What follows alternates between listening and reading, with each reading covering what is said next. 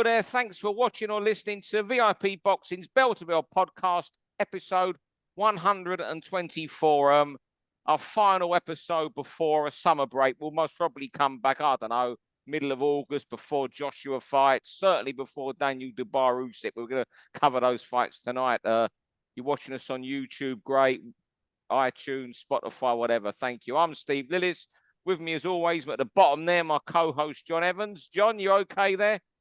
Yeah, not bad, Steve. Not bad at all, thanks. Good man. And tonight's special guest, guy we have on quite regularly, but he hasn't been on for, I think, a few months. He's got a halo tonight. He's like that guy in the Simon Templar from the Saint. I'll tell you what, it sounds silly. He's one of my great mates in boxing, but I never see or speak to him anymore. I haven't seen each other since December. So, anyway, former WBO World Super Featherweight Champion, Barry Jones. Barry, thank you. Are you okay, mate? I'm good, mate. Yeah, I'm good. Yeah, you. Well, I was going to do it last week, was then you jipped me off for something better. Yeah, we jibbed you off. You didn't come back to me, so he thought, John said, you know what John said? He said he's a prima donna now. He's on the zone. Now he's one of Eddie's boys. He's a prima donna, and that halo across your head says you're not going to say anything. That you're a saint. I was cutting somebody's grass for extra money. That's to pay the bills. That's what I was doing. Don't worry about that. I tell you what, you're out there grafting, and I know you're trying to get to Spence Crawford. So good luck with that, Barry. Anyway, and I hope you do. I'm sure we'll mention it with one of the topics tonight. Anyway, I tell you what we're going to start with. It's going to be one of your topics, Barry. Johnny, you've got that bell and everything else, whatever you do to tell us. I haven't yet because I've got a thunder and lightning storm going on right outside my window, and I thought it's the house right outside here as well. Yeah. No, but we're ready to go now. Right. Anyway, Barry, Usyk Dubois, and where does it rate? I think you want to discuss. Yeah, I just think, let's be honest, it's a big ask for Dubois. To box Usyk anywhere, but to box him away from home, he hasn't. I don't think he's boxed away from, except for America. That was it one time in America he boxed away, but yeah, going to Poland's a different proposition. And I just think for what he's done and who he's faced and who he's beat, compared to the resume of Alexander Usyk, how big would this be? Talking about biggest upsets in or best wins for a boxer abroad, I would think. We spoke about it not so long ago with John Ryder and Canelo. How big would that be if he would get the win there in Mexico against Canelo? It would have been one of the biggest wins by any Brit, home or away. But surely this got to rank up there with somewhere like that, because the caliber of opposition where they both are right now, it's night and day. Let's be honest. The only thing that Dubois has over Usyk is size and weight. That's it. Nothing else. On paper, if you're writing down, it feels like top trumps.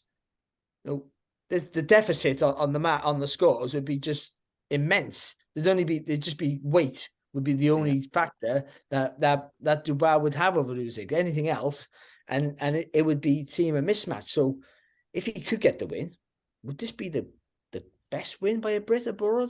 It's certainly up. I'm just thinking there. I mean, given nothing that nothing beats Hunnigan and Curry. Yeah, Hunnigan Curry, of course. That won't be. That isn't touched by this fight. But when you consider that he got floored 3 times by a cruiserweight last time in the first round, if this was an American fight in Usyk, we would be trashing the fight. But anyway, we're not going there. You've got to put it up there with Napoli Stracy, Buchanan. Was it Buchanan Ishmael Aguna in Puerto Rico when it was boiling hot? It's got to be up there with that and slotting below Curry and Hunnigan. What's your take, John? Yeah. Heavyweights are funny, aren't they? Because although it'd probably be the biggest, I think it'd be the biggest, apart from Hunnigan and Curry, it's also not as difficult to imagine because one shot can end it. Imagine, if this was Josh Kelly going in against Terence Crawford, you just can't picture it happening. It's not going to happen. But Dubois, it's heavyweight boxing. One shot, if he lands that right hand, he can knock Usyk out. So although it'd be a monumental upset, and I think the second biggest ever, it's also one of them where, in heavyweight, anything can happen. But it's also one of them fights where I can picture it in my mind now. I can picture Dubois in centre ring with his hands up like this, just following Usyk round, getting pot-shotted. And he's a tough, brave lad, Dubois, as well, and he'll take a lot of stick. He will. Listen, you got to wish him the best. And boxing, of all sports, boxing is the one sport that constantly brings up massive surprises. I didn't see that. there's more left field stuff that goes on in boxing than anywhere, in and out of the ring. So, actually, the fight being made is a bit of a left field for me, even though he's been engineered to number one. It's still, he jumped the queue on Joe Joyce, and who he was easily beaten by, and then all of a sudden he gets the shot at that fella who he boxed in Miami. Was it Bryant? His name was Bryant. I can't remember his name. That's how much it wasn't really a world-class fight. But now he gets the opportunity to box the second best heavyweight on the planet. In my mind, I still think Fury is still the best, even though he doesn't want to seem like he wants to fight the others around him right now. But he's clearly still the best for me.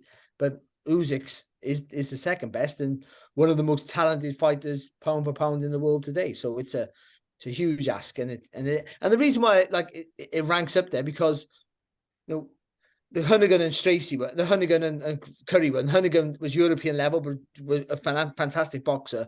But Curry was pound for pound number one in the world at the time. And and going by in that era, if you're pound for pound for a week, you're a special fighter back in the mid '80s. And you got to think, and then with Stracy, he was, you could see he was a world-class fighter, but Napoli was on the end of his career, but still going to Mexico, even though he was a Cuban, he was really Mexican based out in Mexico.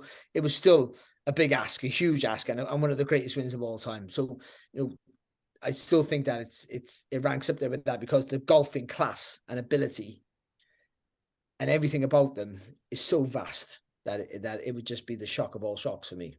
Yeah. All right. John, round two, Fury and Ngannou, while we're staying with the heavyweights. Yeah, I think if Tyson, it's not confirmed yet, but all rumours are pointing to it. If Tyson Fury fights Francis Ngannou, I think it's the worst possible thing for the heavyweight division. The worst. For a few reasons. First, obviously, Fury's not in the fights we want. Fury won't fight again until next year because they fight so infrequently. It also is going to get paid such a vast amount of money for such an easy fight. It elevates his purse demands and makes the future fights even more difficult to make. It means that the only place that these fights can happen is Saudi Arabia.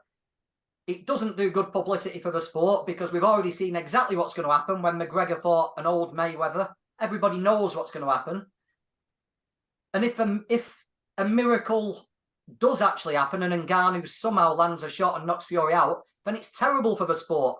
I can't think of a single benefit for anyone apart from those who are going to make money from this fight happening.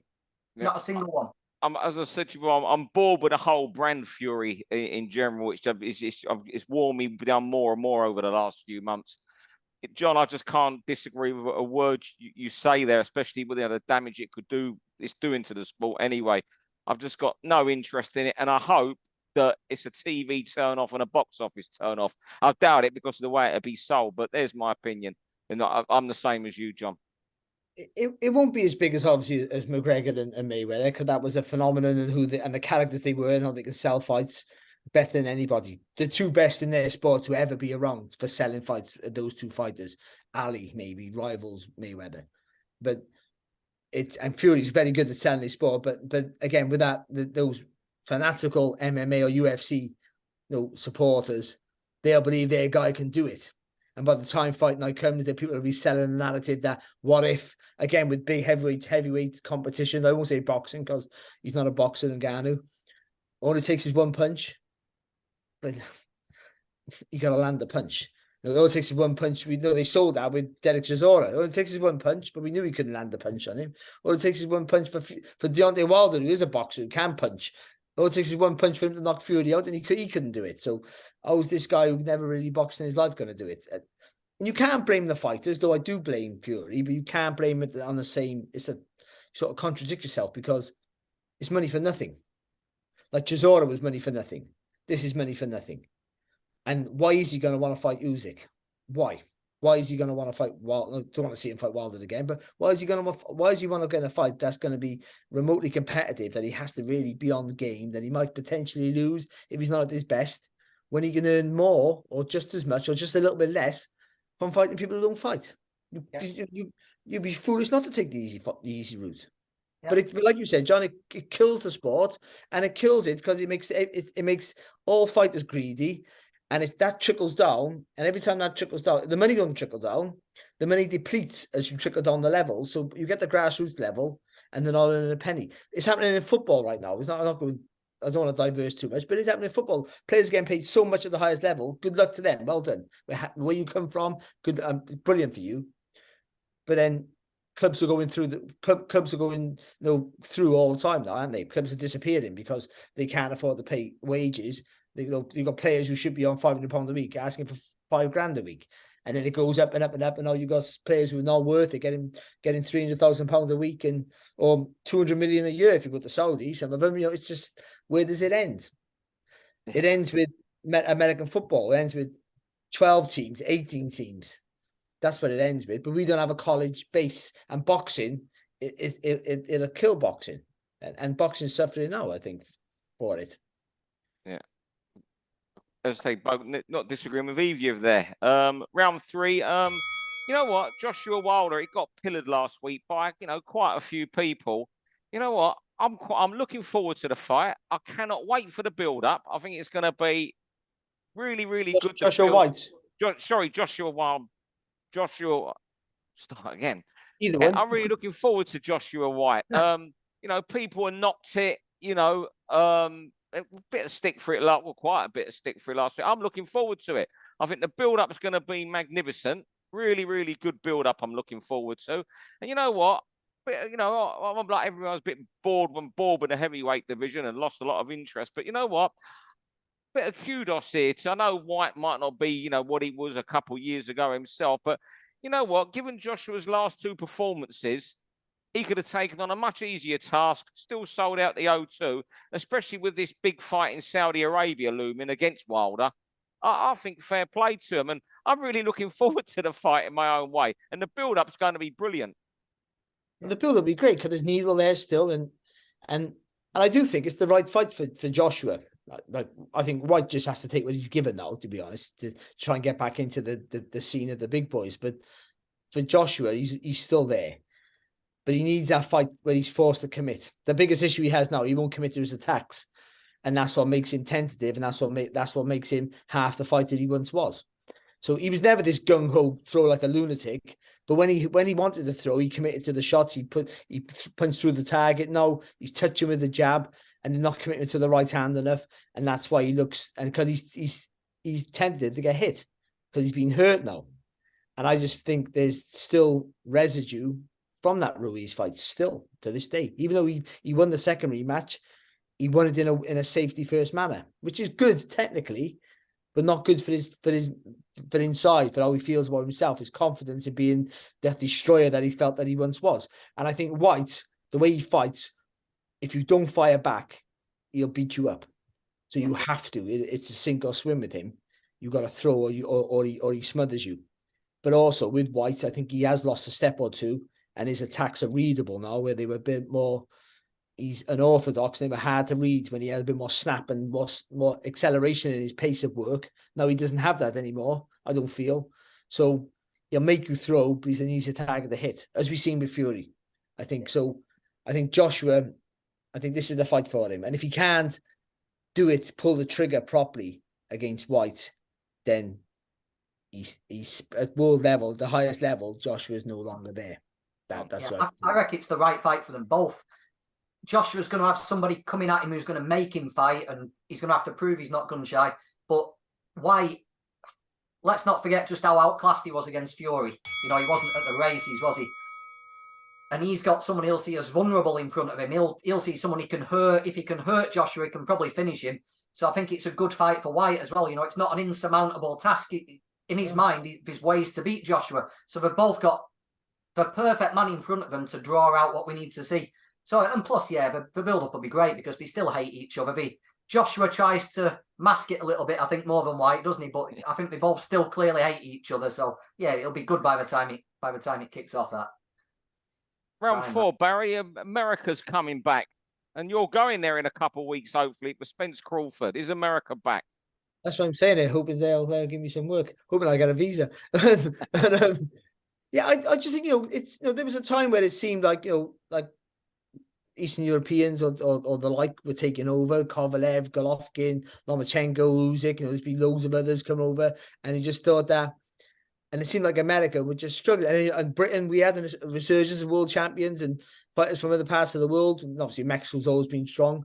And it seemed the USA were lacking a bit. But I think recently, and I wrote down a few names of showing the strength and depth they have.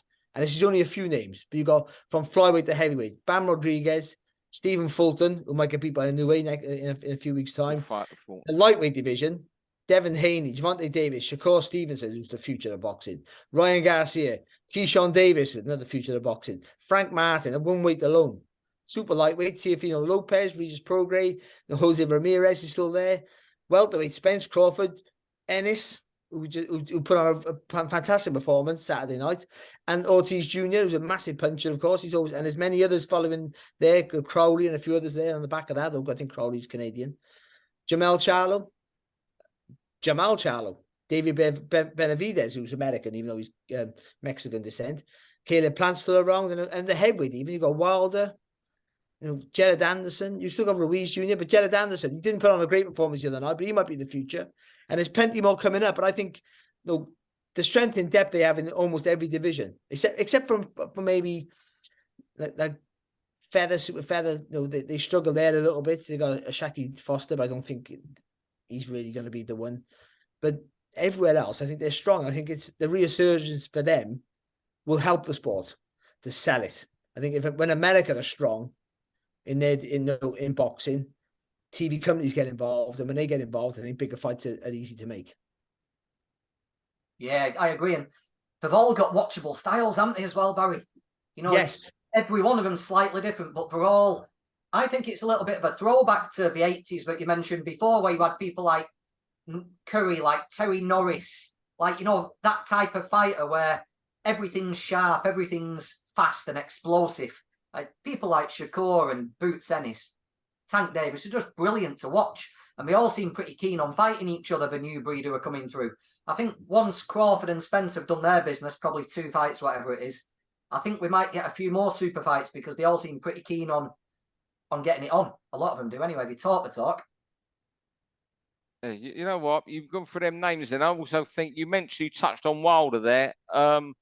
Wilder also brought them some respect in the heavyweight division because for much of the 90s and during that Eastern European sort of not resurgence, it had never really been there professionally. The Eastern European rise in the turn of this century, they was almost treated like your British and European heavyweights have been treated for the last 20 years. We were laughing at American heavyweights, and as you mentioned, Jared Anderson there as well. Who I think John spoke very similarly, like you did last week, Barry. So you still don't give up on him after that one performance, which a lot of people said to. But no, spot on again, Barry. And yeah, look, as the very good point you made there is, if there's American TV money, it's good for everybody. And PBC seem to be having a resurgence, and they seem to be paying proper money again.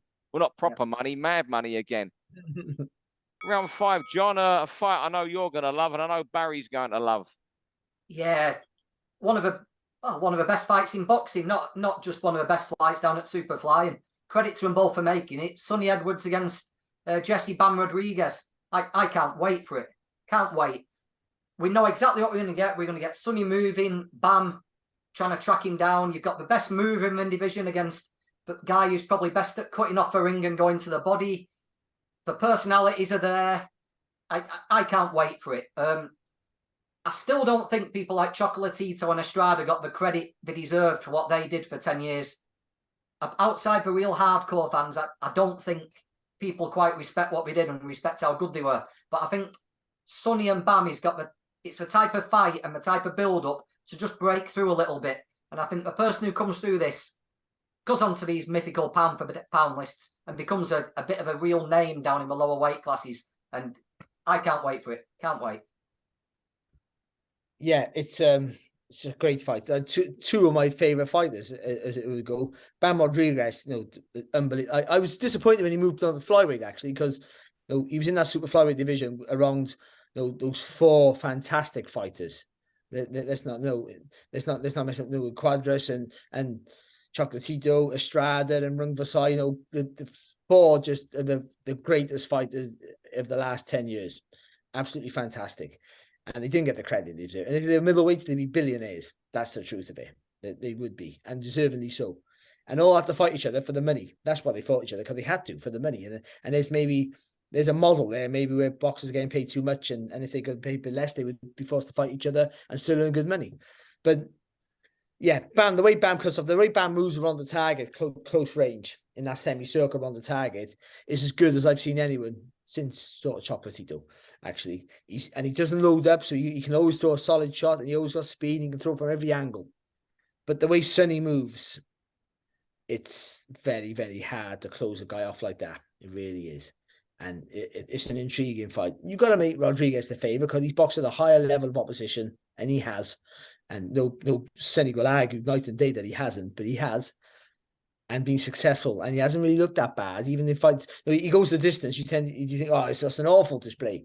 But actually, it's a good display. But he's set a higher standard, as Sonny has. Sonny's last fight wasn't great, but he totally dominated. But he's set a standard up here, so anything less than that, and he's open to criticism. But when Sonny gets it right, he's almost impossible to figure out. That's what makes this intriguing. If they can get it right, you judge a fight on the coming in the best they can possibly fight. And on that, it's an impossible task to pick who you think is going to win. You know what the greatest shame is, that they're both flyweights, and as great as this fight, as you say, it's one of the maybe top 5 or 6 unifications you can make in boxing, maybe even top 3 or 3. But it's just a shame they're flyweights, because this still isn't going to capture the general public's imagination, as much as Sonny might want to, but might disagree that, and I understand it if he does. He's a social media boxer. He reminds me of when MMA was breaking through. The UFC was, UFC was the first true underground sport to break through the internet. There was internet stars, these guys, years ago. You might disagree, John, so I know you're a bit of you follow it, I think, UFC and MMA. But Sonny is almost that. These guys just go so underground. It's just a great shame. Yeah. I'm interested to see Sonny at 100%. We're going to see the best Sonny Edwards we've ever seen. He's going to be ultra focused, ultra sharp. I think probably if you ask Sonny, I think when he fought Maflane for the title, I think in Sonny's mind, he probably knew he had the beating of him. He was an older man, smaller. Sonny knew if he boxed well, he was going to beat him. I think we'll see Sonny going into the ring with a bit of fear for the first time, and he's going to be razor sharp, isn't he? I just can't wait to see it. Brilliant. Final round. It seems we're coming to the end of the first war, just into the second half of the year. Just want to get your best performance by a British fighter, or might be performances so far this year. People who are wowed in 2023. Obviously, you look at Liam Smith against Eubank, and big fan of Liam Smith, as you both know. Massive fan, my favourite British fighter. But you know what? I think that accolade should go to Lee Wood, not just for beating Lara recently, but what to turn that around within 3 months of getting done by him. I thought was incredible. I thought it was crazy that he was coming back to fight him 3 months later, and should have let Lara fought Warrington. But you know what? To do that within 3 months was just sensational, and that to me is almost at the moment, unless someone pulls off something special, that'll make him a shoo-in from a fighter of 2023, especially if he goes and beats Josh Warrington when they fight again October. Do you know what? I think when they said we're going to fight, it was a quick turnaround for that rematch. It did seem just crazy, because he was hurt. He boxed really well. There was actually, when I look back at the first fight, there were signs early in the fight that he was getting hurt, and I thought, yeah, it's crazy. But actually, it was genius, because they didn't give the what's his name chance to really knuckle down Lara. I think Lara didn't. He enjoyed the win. He was still enjoying the win, and Wood was concentrating on the rematch. I think they got him right, because he looked flat to me. And Wood boxed brilliant, by the way. He boxed, you can always say that the boxer didn't box great because of this, because of that. But, it might be because of what the fighter in front of him is doing. And Wood, you got to be fair. You got to give Ben Davison his credit for this. He's made Wood a more thoughtful fighter. He doesn't make many mistakes. That's the difference with him now. He doesn't make many mistakes. And he didn't make any mistakes. I was ringside. for both fights. He didn't make one mistake in the rematch. Not one at all. You got caught. You're going to get caught. You're going to get caught. It's impossible not to. But he didn't panic. Kept a high guard. Constantly kept a high guard. And he just he was boxing to a plan all the time. Just believed in the process. And it was a fantastic performance. I would say a little note to Joe Cordina against Rakhimov. Yeah, that was on the list. Again, a similar but different situation. He had his title stripped of him after a Ogawa win. But he won a world title. Our world title should be won in the rematch, in the second fight, in the second chance of winning a world title that he never lost. It was a really hard fight, and he boxed so well against a real tough guy. Had to take a few shots. All the questions that he hadn't answered before about his chin check, his gut check, all those things were answered on the biggest stage. It was a fantastic night, fantastic performance. But I do believe that Woods' win is the one that clears the hurdles for me. Fine, before we finish, John, yourself? Yeah, they're the same three, aren't we? Smith Eubank, Wood Lara, and Cordina Rakhimov was the one I thought, because it was such a good fight. Fight of the year, I think that'll be. It was tremendous, wasn't it? Yeah. Coming down a level, friend of the show, Denzel. I thought Denzel getting rid of Kieran Smith in 30 seconds. I loved that. I love a puncher. And someone who'd been at world level and done well, to come back down, stay motivated and wipe somebody out like that.